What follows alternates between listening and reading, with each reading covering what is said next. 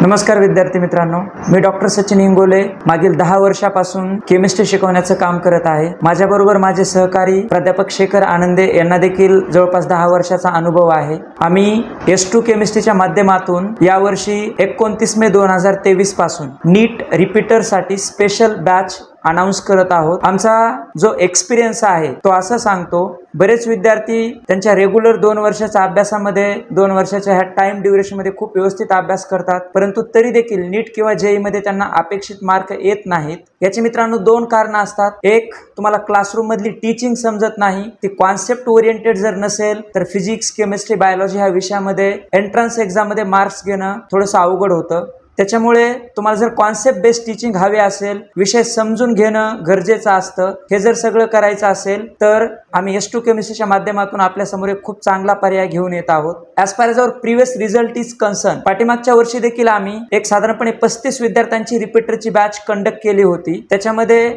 आमचा खूप चांगला रिझल्ट येत आहे ॲज पर प्रेडिक्टेड आन्सर की। प्राची अन्नदाते नावाची जी विद्यार्थिनी आहे त्याला 160 मार्क्स मिळत आहेत केमिस्ट्रीमध्ये आउट ऑफ 180। त्याच्यानंतर मृणाली मोगल नावाची एक विद्यार्थिनी आहे, तिचा स्कोर 140 येत आहे। त्याच्यानंतर अनिकेत गाडे नावाचा एक विद्यार्थी आहे, त्याला केमिस्ट्रीमध्ये 135 मार्क्स मिळत आहेत। तर हे सर्व विद्यार्थी आहेत। याच्या व्यतिरिक्त अजून देखील असे भरपूर विद्यार्थी आहेत ज्यांना 120 पेक्षा जास्त मार्क्स आमच्याकडून मिळालेले आहेत। एक लिमिटेड बॅच आम्ही गेल्या वर्षी कंडक्ट केली होती। जर तुम्ही यावर्षीचा नीटचा पेपर पाहिला विद्यार्थी मित्रांनो, तर त्याच्यामध्ये तुम्हाला एक गोष्ट लक्षात आलेली असेल, as compare to physics and biology the chemistry paper was little bit tough. केमिस्ट्रीचा पेपर थोडासा अवघड होता, त्याची जी डेप्थ होती ती जास्त होती, विशेष करून इनऑर्गॅनिक केमिस्ट्री। त्याच्यामुळे बऱ्याच विद्यार्थ्यांना केमिस्ट्रीचा पेपर थोडासा टफ गेलेला आहे as compare to physics and biology. जर तुम्हाला एक्सपेक्टेड मार्क्स येत नसतील या वर्षीच्या एक्झाम मध्ये, तर विद्यार्थी मित्रांनो पॅनिक होण्याचं काही कारण नाही। तुमच्यासाठी अजून एक सुवर्ण संधी आहे, तुम्ही एक्झाम रिपीट करू शकता आणि तुमचं जे टार्गेट आहे, तुमचं जे गोल आहे डॉक्टर होण्याचं, ते तुम्ही 100% पूर्ण करू शकता। त्याच्यासाठी आम्ही येणाऱ्या 29 मे पासून नीट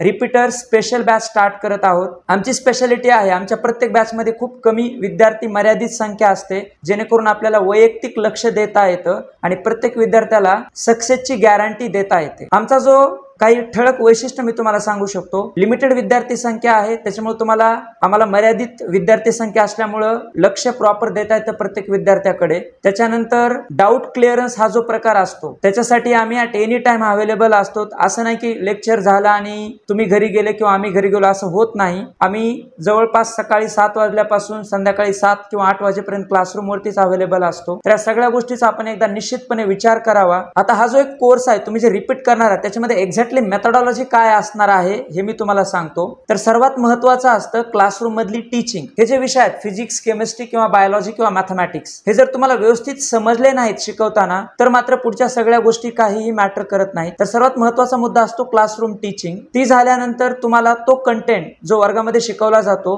तो तुम्हाला NCERTच्या बुक मधून रीड करावा लागतो। मीनवाईल आम्ही क्लासरूम मध्ये टीचिंग करताना तुम्हाला रनिंग नोट्स देतो, त्या रनिंग नोट्स तुम्ही घरी गेल्यानंतर रीड करणं गरजेचं आहे। त्याच्यानंतर तुम्ही NCERT बुक मधून तो कंटेंट रीड करणं गरजेचं आहे, कारण नीटचा जो पेपर आहे तो NCERTच्या टेक्स्ट बुक मधून फ्रेम होतो किंवा त्याची मदत घेतली जाते क्वेश्चन पेपर बनवताना। सो क्लासरूम मधली टीचिंग, त्याच्यानंतर आम्ही दिलेला रनिंग नोट्स आणि NCERT बुक रीड केल्यानंतर तुम्ही मल्टिपल चॉईस क्वेश्चन सॉल्व्ह करणं आवश्यक आहे। मल्टिपल चॉईस क्वेश्चन सॉल्व्ह केल्याशिवाय तुमचा अभ्यास होत नाही। तर मल्टिपल चॉईस क्वेश्चन सॉल्व्ह करण्यासाठी तुम्हाला आम्ही DPP प्रोव्हाइड करतो, डेली प्रॅक्टिस पेपर। त्याच्यानंतर आमचे मॉड्यूल्स असतात, त्याच्यानंतर आपल्याकडे लायब्ररीची फॅसिलिटी आहे, त्याच्यामध्ये तुम्हाला वेगवेगळ्या पब्लिकेशनचे केमिस्ट्रीचे बुक्स अवेलेबल होतात। तर DPP मॉड्यूल आणि लायब्ररी बुक्स याच्यामधून जर तुम्ही मल्टिपल चॉईस क्वेश्चन सॉल्व्ह केले, त्याच्यानंतर तुम्ही एक्झाम देण्यासाठी रेडी होता। एक्झाम देण्यासाठी तुम्ही रेडी झाल्यानंतर आपण क्लासरूम मध्ये प्रत्येक आठवड्याला एक्झाम कंडक्ट करतो, टेस्ट कंडक्ट करतो। ती टेस्ट केमिस्ट्रीची असते